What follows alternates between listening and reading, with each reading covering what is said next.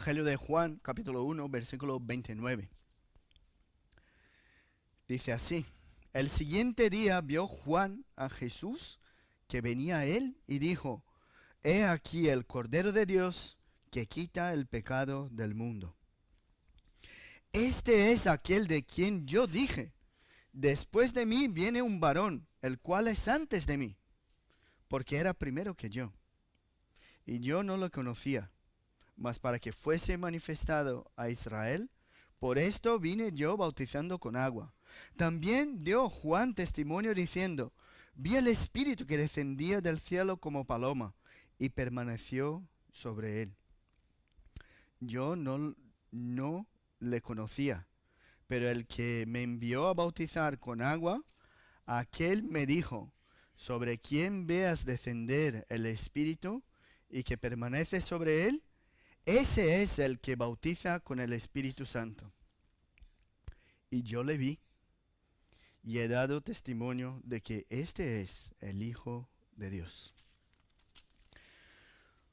Pues como nos encanta no estar en la semana de las fiestas. En esta semana vamos a celebrar la Navidad, en la siguiente la Nochevieja. Qué alegría, ¿no? Llegar al final de un año más reconociendo las bendiciones del Señor y muchos regalos, muchas fiestas, muchas comidas que tanto nos encantan. Algunos tienen sus vacaciones de verano. Veo a los jóvenes ahí mucho más animados que normalmente están. ¿Por qué? Porque ya tienen ganas, ¿no?, de las vacaciones. Otros aprovechan las fiestas para reencontrarse con sus familiares. Y sabemos que ese es un tiempo muy especial para todos nosotros, por diferentes razones. Pero esta semana, escuchando un villancico que cantó Ana en su colegio, me llamó mucho la atención. Sabéis, el colegio de Ana es un colegio católico. Y el villancico habla de la familia, habla de la paz, hablaba de las fiestas, pero no hablaba del nacimiento de Jesús. Y el refrán es más raro. El refrán nos dice que los tres payasos piden a la humanidad que reine la paz. ¿No? ¿Es eso, no? Sí. Los tres payasos piden a la humanidad que reine la paz. Qué cosa más rara. Y nosotros nos quedamos sin comprender la razón de la fiesta.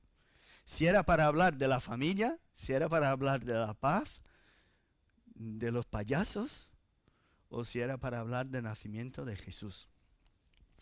Y hay otras ocasiones, ¿no? Esta es muy diferente, muy rara, pero hay muchas tiendas por ahí que tienen su pesebre, su establo con su tienda. Incluso los niños, si queréis hoy, podéis dibujar un pesebre como el que tenéis allí, más o menos, ¿no? Podéis tener alguna idea. A Marcelo, que le gusta tanto hacer dibujos, mira, Marcelo, puedes hacer un dibujo de un pesebre. Sí, puedes hacer uno allí. Hay pesebres por todas partes. La gente pasa, se acerca, saca fotos, como allí en el ayuntamiento. Y vemos que la gente mira al niño allí en el pesebre, pero miran a todo eso, a todo ese escenario, como si fuese simplemente un cuento, como el cuento del ratoncito Pérez. O como una historia inventada de alguien que nunca ha existido. Y por eso hoy vamos a meditar en el testimonio de Juan el Bautista, el que hemos leído, y vamos a utilizar una pregunta para ayudarnos a comprender el texto. E incluso vamos a utilizar la misma pregunta para compartir la palabra, el Evangelio, en estos días que tenemos la oportunidad. Y la pregunta es: ¿conoces al niño? ¿Y tú conoces al niño? Y esa es la pregunta que haremos al texto hoy y la pregunta que vamos a poder compartir y repetirla a la gente hasta el día de la Navidad. Dice el texto aquí que en el siguiente día vio Juan a Jesús que venía a él. Conocemos un poco el contexto porque ya hemos estudiado el Evangelio de Juan, pero Juan el Bautista estaba en su ministerio a tope, bautizando con el agua para el arrepentimiento. Y vinieron a preguntarle quién era él, ¿no? Y él en aquel día vio a Jesús. Y por supuesto que Jesús aquí no era un niño. Jesús tenía sus 30 años más o menos, ¿no? Hay gente que llama niño, gente jóvenes de 30 años, pero eso no es normal. Ya no era un niño, tenía sus 30 años. Y la diferencia de edad entre Juan el Bautista y Jesús eran de pocos meses. Sabemos que María visitó a su prima Elizabeth, la madre de Juan el Bautista, y cuando escuchó el saludo de María, el niño que estaba en el vientre de Elizabeth saltó, ¿no? Y el niño era Juan el Bautista, o sea, no tenía mucha diferencia de edad. Décadas después viene Jesús a Juan y él sabe quién es el que viene hacia él. Y él le identificó. Y tengo una historia muy curiosa para hablar de lo que es mirar e identificar a un conocido.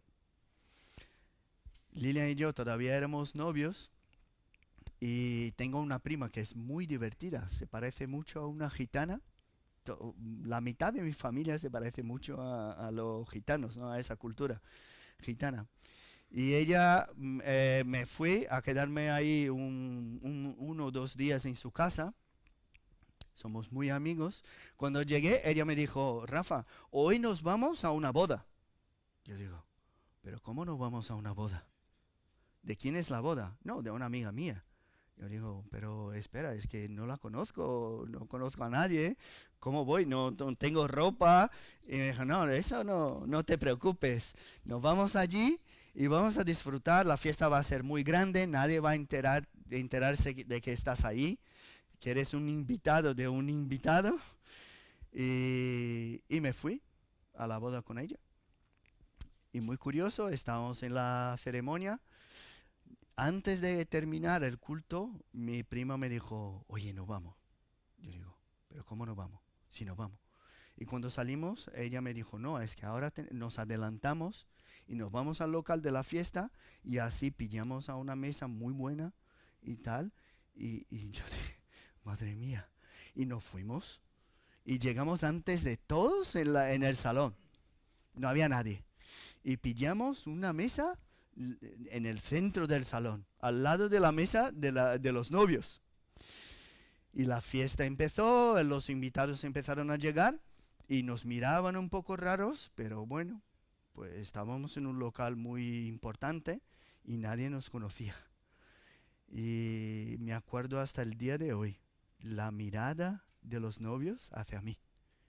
Cuando se metieron en la puerta, muy contentos así, y cuando me miraron, hicieron como, ¿y este? ¿No? ¿Quién es esta gente? Porque habían 2 o 3 invitados conmigo, ¿no? Otra prima y tal, la vecina. Y esa fue la mirada de un desconocido, de una persona que no me identificó. Y me parece que la gran mayoría de la gente cuando se acerca a un pesebre, a una historia, a la historia de Jesús, reacciona de la misma manera. Mira, pero para ellos es como un desconocido, como algo raro, una historia que no tiene ningún sentido. Puede que sea un festivo más, puede que tengan muchos regalos, una historia bonita, pero no vamos mucho más allá de eso. ¿Y saben que nació en Belén? ¿Sabéis por qué? Porque el villancico que cantamos del burrito sabanero va a camino de Belén.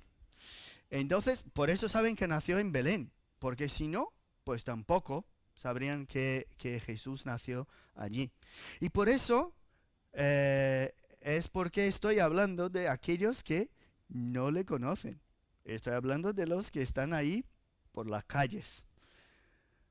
Pero el problema es que muchas veces tú y yo, que le conocemos, sabemos algunos de los detalles de su historia y muchas veces estamos tan centrados en nuestras tareas, en las reuniones, en el cuidado de los demás, que nos olvidamos de mirarle a Él.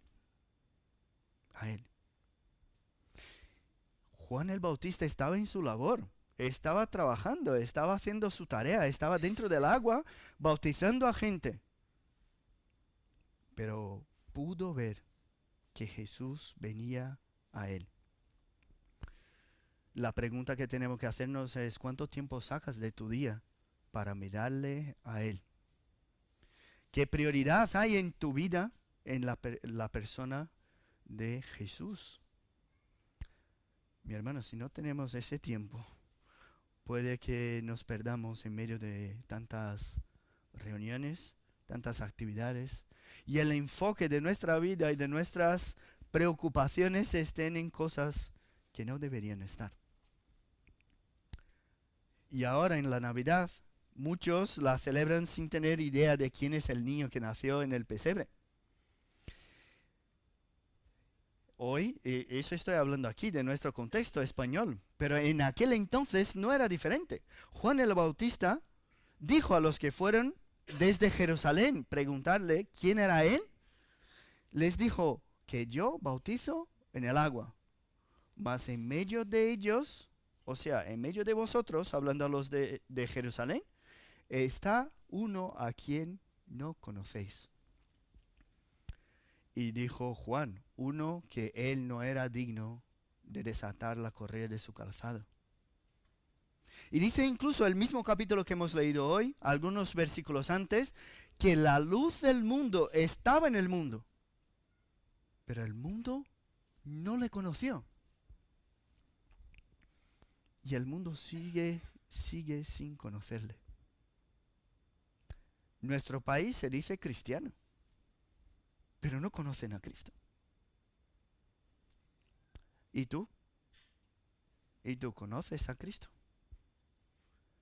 Hablar de Navidad no puede ser nada diferente de hablar de Jesús. Nada diferente. Esa es la primera información importante que podemos sacar de aquí. Pero no es solamente decir que le conoce, que conoce algunas de sus historias. Para conocerle es muy importante conocer su papel principal en la historia. Cuando Juan el Bautista le vio, dijo: he aquí el Cordero de Dios que quita el pecado del mundo. Y hace un par de años aquí mismo en Aranjuez estábamos alquilando un local para hacer un culto de evangelismo cerca de la Plaza de Toros. Y tuve la oportunidad de hablar del evangelio con una mujer que tenía más o menos sus 50 años, española, de aquí de Aranjuez, que venía de un contexto católico romano total. Y le dije que ella tenía que conocer a Jesús. Y ella me dijo: sí, le conozco. A mí la iglesia me da asco, pero Jesús mola. Me dijo la mujer: la iglesia me da asco, pero Jesús mola. ¿Y por qué me dijo eso? ¿Qué pensáis? En cualquier contexto cristiano que vayamos, lo que vamos a ver es que hay gente que conoce algunas historias de Jesús. Sabe que él era un hombre muy bueno, que cuidaba a los que necesitaban, que sanaba a la gente, que quería el bien a los demás, que no buscó una guerra, sino que luchó utilizando el amor. Y todo eso mola mucho. Eso mola. Pero no fue lo que Juan dijo cuando le vio. No dijo: mira, ahí viene un chaval de los buenos. No. ¿Qué dijo? he aquí el Cordero de Dios que quita el pecado del mundo. O sea, el énfasis está en su propósito al venir al mundo. Primero vino como el Cordero de Dios. Y cuando hablamos del Cordero, en el contexto judío sabemos de qué están hablando. Están hablando de sacrificio. El sacrificio de perdón de los pecados, el sacrificio de la Pascua, el sacrificio de expiación que utilizaban ahí en aquel entonces. Y todos esos sacrificios de los judíos del Antiguo Testamento se cumplirían en Jesús. Y por eso Juan el Bautista dijo, el Cordero de Dios.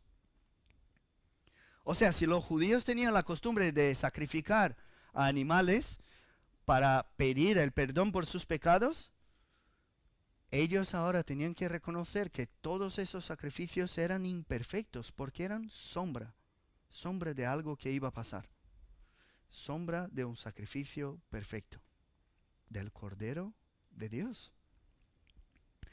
Y ellos estaban allí delante del Cordero de Dios y dijo Juan, el que quita el pecado del mundo. O sea, no es el sacrificio que sería suficiente solamente para los judíos, o para aquellos que estaban en Jerusalén, o para aquellos de aquella generación. No. Ese sacrificio, estamos hablando ahora de un cordero que sería sacrificado, y su sacrificio sería suficiente para limpiar el pecado de todo el mundo en todas las generaciones.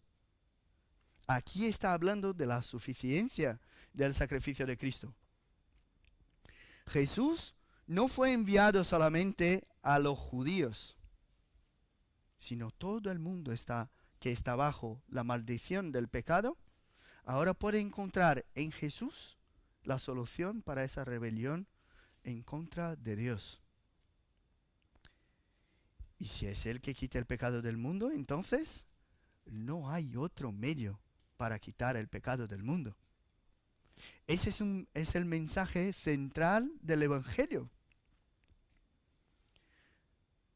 O sea, no podemos mirar hacia el pequeño, al niño pequeñito en la cuna, y no acordarnos de su tarea, de su propósito al habitar entre nosotros.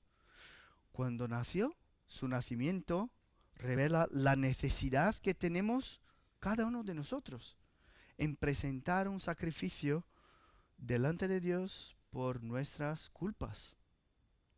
Cuando vemos al niño allí, en la cuna, tenemos que acordarnos. Él nació con un propósito. No hay otro sacrificio que sea suficiente para limpiarnos, que no sea el sacrificio del Cordero de Dios. Ahora, si estás aquí y no reconoces a Jesús, a ese niño, como aquel que cargó tus pecados en la cruz, si no crees en Él como tu Salvador, entonces tus pecados no han sido quitados de ti. Siguen allí. ¿Sabes qué eso quiere decir? Si esa es tu situación, no puedes simplemente pasar por un pesebre, todo adornado en estos días, sin pensar si aquel niño es el Cordero que quitó tus pecados. Porque el niño que está allí recibió las heridas que deberían ser nuestras, y por sus heridas fuimos sanados, que es lo que hemos leído en Isaías. Por eso en Navidad tenemos muy buenas oportunidades para conocer a Jesús personalmente. Y por supuesto, nosotros que conocemos a Jesús, también tenemos la oportunidad para recordar el propósito de su venida a este mundo. Él es el Cordero de Dios que quita el pecado del mundo. Si crees en esa verdad, entonces Él ha quitado tu pecado también. Pero hay algo importante en todo eso que quería también identificar en las palabras de Juan el Bautista, que son las representaciones. Y ellas nos hacen perder un poco el enfoque en lo que de hecho importa. sabemos que no debemos hacer imágenes, que no debemos adorarlas. Y un ejemplo que nos ayuda a comprender la razón por la cual no podemos hacer es el becerro de oro en el desierto. No sé si os acordáis, el pueblo, Moisés subió al monte y el pueblo se quedó y como tardaba, ¿qué hicieron? Juntaron todo el oro que tenían, lo fundieron e hicieron un becerro gigante de oro. Y empezaron a adorar al Dios que les liberó de Egipto por medio del becerro. Ahora, ¿cuál es el problema? Vemos a un becerro de oro gigante y podemos a lo mejor identificar la realeza de Dios. Todo de oro, ¿no? Hay algo de rey. Sí. En aquel entonces los cuernos eran una señal de autoridad. Entonces, si es un becerro con cuernos grandes, a lo mejor podemos identificar la autoridad de Dios por medio del becerro. Y si es muy fuerte, pues su fuerza. Ahora, esa imagen del becerro de oro puede representar la omnipotencia y la omnipresencia de Dios. No, no puede. Puede tornar evidente la sabiduría de Dios en esa imagen. No, estamos mirando hacia un toro. ¿De qué manera un toro puede ser visto como aquel que dirige toda la historia de la humanidad? Y son por estos motivos que no podemos representar ni adorar a las imágenes. ¿Por qué? Porque ellas disminuyen todo lo que quiere decir, todo lo que es el propio Dios. Por eso nuestra iglesia no tiene imágenes. Ahora, mismo cuando piensas en Jesús, ¿cuál es la imagen que te viene a la mente? No sé si tenéis alguna imagen cuando pensáis en Jesús. ¿Pensáis en un niño tumbado en una cuna con sus pañales y su mantita?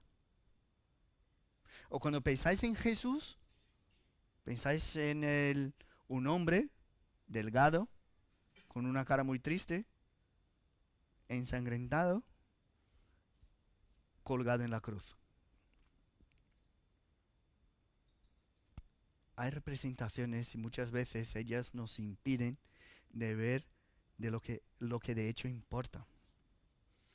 Y en estos días que he estado reflexionando en estas cosas, incluso encontré pesebres que tenían cerdos. Vamos a ver. Yo no creo que los judíos iban a criar cerdos, ya que no les podían comer. No, ese es un pesebre muy español, con cerdos. No es un pesebre judío. El nuestro, por ejemplo, en nuestra casa sí que tiene un cerdito, pero eso no es algo común. Pero ¿por qué nos limitamos a pensar en esas imágenes y no nos acordamos del texto bíblico? Juan el Bautista no le vio como un hombre o como un profeta. Le miró y no fue eso lo que vio. Él señaló su tarea, que era quitar el pecado del mundo. Pero no paró por ahí. Dijo que Jesús vendría después de él, pero era antes de él. Algo raro, ¿no? ¿Qué está diciendo aquí? Nos ayuda a comprender que aquel hombre que venía caminando no era simplemente un hombre. Aquel hombre existía antes de todas las cosas. Eso fue lo que vio Juan el Bautista cuando miró hacia Jesús. Él ve mucho más allá del hombre que camina hacia su dirección. Ve a aquel que existe antes de la creación del mundo. Por eso el énfasis debe ser siempre en conocer la palabra de Dios. Pues ella nos revela quién es Jesús.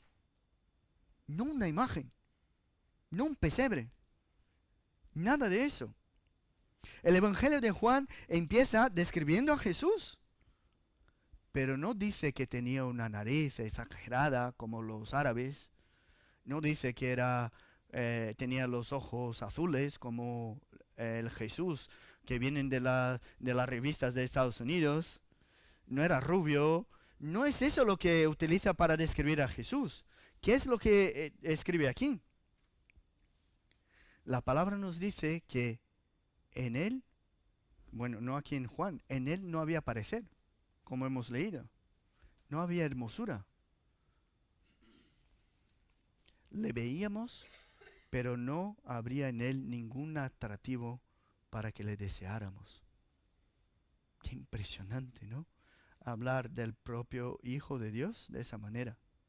Le miramos y no nos llama la atención. No llamaba la atención por su apariencia. Por eso al describirle, el apóstol Juan, aquí en Juan 1, le llama el Verbo. Le llama Dios. Para describirle, dice que Él es la luz del mundo. Y Juan el Bautista dice que Él era primero que Juan. Y concluye esa impresión diciendo que Él es el Hijo de Dios. O sea, no podemos mirar hacia el niño allí en la cuna y decir que es el Hijo de María. Aunque sí lo era. Pero ¿por qué no podemos hacer eso? Porque ese no es el énfasis que está en las Escrituras. No es lo que aparece aquí. No podemos hablar de su aspecto físico, pues el mensaje no está centrado en eso. Debemos recordar el nacimiento de Jesús y darnos cuenta de que Él ya estaba antes. Que su historia no comienza en el pesebre. Que Él es el creador de todas las cosas. O como dice el texto, todas las cosas por Él fueron hechas y sin Él, nada de lo que ha sido hecho fue hecho. En Él estaba la vida y la vida era la luz de los hombres. Es verdad, nació de una manera humilde. Nació ahí en un pesebre. Vivió humildemente. Murió humillado en la cruz. Pero no podemos olvidarnos que Dios le exaltó hasta lo sumo. Y le dio un nombre que está por encima de todo nombre. Este niño no es simplemente un niño pequeñito. Ese es el Rey de Reyes, el Señor de los Señores. Cuando venga en su segunda venida, todas las rodillas se doblarán delante de Él. Ese es el niño que nació. Él juzgará a los vivos y a los muertos, porque Él es el Hijo de Dios. Ahora, si no es este el Jesús que celebras en Navidad, lo siento, pero no tienes el derecho de utilizar la historia del pesebre para hablar de la Navidad. Porque la historia es esa. Si no hablamos de quién es Jesús, de su obra, de su persona, entonces vamos a perder la oportunidad de hablar del verdadero sentido de la Navidad. Y os digo eso porque para algunos hablar del Evangelio es hablar de sus experiencias personales. Y eso no tiene nada que ver con el Evangelio. No fue lo que Juan el Bautista hizo para hablar de Jesús. No dijo, he aquí mi primo. No dijo, he aquí mi primo, el que le conocí y salté en el vientre de mi madre. No fue lo que dijo.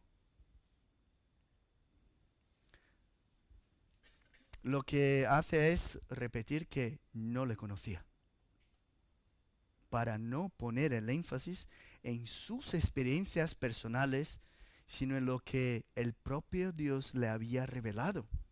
Fijaos la importancia. Yo no le conocía, pero Dios me dijo, el que me envió a bautizar en el agua, me dijo que vendría uno que iba a descender el Espíritu Santo como paloma y estaría sobre él, y ese es el que bautiza en el Espíritu Santo. Juan el Bautista no necesitaba ese testimonio. ¿Por qué? Antes mismo que llegara Jesús, él miró y ya anunció el Cordero de Dios que quita el pecado del mundo. Pero todos los demás, y a lo mejor nosotros también necesitamos el testimonio de lo que dijo Dios a Juan el Bautista. Deberíamos presentar a Jesús de esa manera. deberíamos, como hemos visto y hemos escuchado el viernes, hablar de Jesús como aquel prometido en el Edén, que aplastaría la cabeza de la serpiente. Debemos hablar de Jesús como el descendiente de David, el que venía para reinar, y como dijo Daniel, su reino no tendrá fin. Ese es el Jesús que anunciamos. Y centramos hablando en las palabras de Juan el Bautista, también el Cordero de Dios, el Hijo de Dios. Celebraciones como la Navidad no pueden desviarnos de todo lo que ha sido revelado de ese niño y por medio de ese niño. Y por ese peligro, no sé si sabéis, hay muchas iglesias que no celebran la Navidad. Simplemente no celebran. Porque tienen este temor de que caigamos en cosas del mundo y nos olvidemos de la razón principal de la Navidad. O sea, cada domingo aquí celebramos a Cristo, ¿o no? Cada domingo venimos para escucharle, para hablar de Él. Entonces, de una manera u otra, es verdad, le celebramos cada día. Pero nosotros, como podéis ver, sí que celebramos la Navidad. Pero ¿cómo la celebramos? Acordándonos del Verbo que se hizo carne y habitó entre nosotros. Acordándonos de la profecía, que la Virgen daría la luz a un hijo y ese se llamaría Jesús. Y por eso utilizamos ese momento, ese tiempo de celebraciones para hacer una pregunta. ¿Conoces al niño? ¿Has visto al niño? ¿Has oído hablar de ese niño? Perdón. ¿Sabes cuáles son las profecías que hablan de ese niño? ¿Sabes cuáles han sido las tareas que vino y las cumplió, cada una de ellas? ¿Sabes por qué se llamaba el Cordero de Dios que quita el pecado del mundo? Podéis ver aquí en el texto de Juan el Bautista, él no paró por allí por su experiencia, por lo que él creía. Él dio testimonio de lo que creía. Y es eso lo que vemos ahora por último, que cuando Juan el Bautista le vio, no guardó la información solo para él, sino que lo anunció a todos. Tanto que el apóstol Juan, el que escribió el Evangelio, describe la historia de Juan el Bautista. Aquí en el versículo 30 dice que este era aquel que Juan el Bautista decía que vendría. O sea, estaba anunciando la venida de Jesús. Y todo el trabajo de Juan el Bautista era para que Jesús fuese manifestado a Israel. Es lo que dice ahí el texto. El versículo 32 dice que Juan dio testimonio de lo que vio. Vio el Espíritu descender sobre Jesús como paloma y dio el testimonio de que esa sería la señal que confirmaría que este era el Hijo de Dios. Entonces, lo que vemos en las actitudes de Juan el Bautista es que él era la voz y estaba allí anunciando la venida de Jesús. Toda su experiencia, todo su conocimiento, todo lo que había escuchado de Dios era para anunciar a Jesús. Ahora, si una persona que está a nuestro lado, que es nuestro vecino, no es creyente, no comprende la caída del hombre, no comprende el pecado, entonces el nacimiento de Jesús no tiene sentido. ¿Por qué nació Jesús?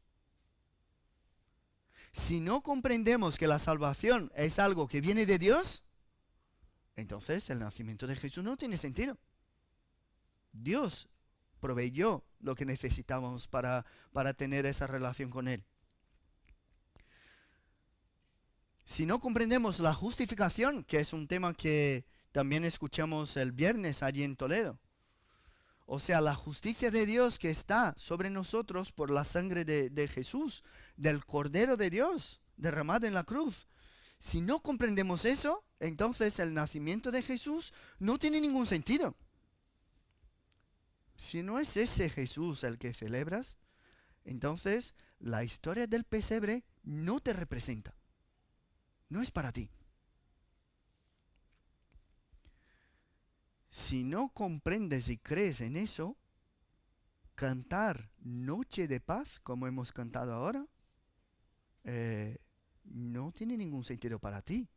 Esa no es la noche de paz para ti, si Jesús no es quien dijo que era. Y ese es el Jesús que debemos anunciar.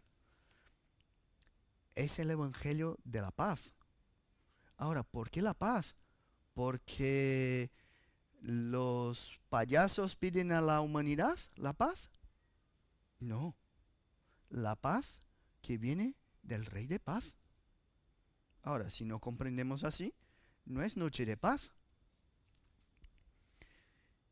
¿Por qué tenemos paz entonces hoy? ¿No tenemos paz porque tú y yo somos justos y perfectos? La paz no viene de allí. No tenemos paz porque somos llenos de buenas obras y solo hacemos cosas buenas. No tenemos paz porque no tenemos ningún fallo. Encontramos la paz no porque hay una unidad inquebrantable entre nosotros. Encontramos la paz porque Jesús es el Rey de Paz. Él es el centro. Él es el propósito. Porque si no es por Él, ¿cómo vamos a tener paz? Por tanto, el niño en el pesebre tiene nombre. El niño en el pesebre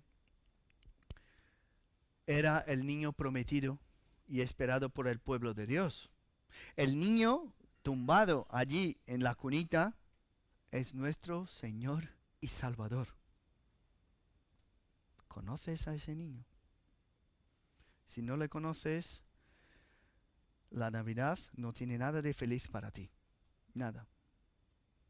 Pues la felicidad está en tener a ese niño como Señor y Salvador.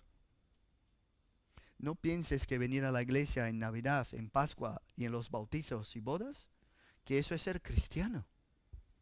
Ser cristiano es seguir las enseñanzas que nos dejó ese niño. Es obedecer a los mismos mandamientos que nos dio el ejemplo ese niño en su vida. Es gloriarse en lo que hizo ese niño por nosotros.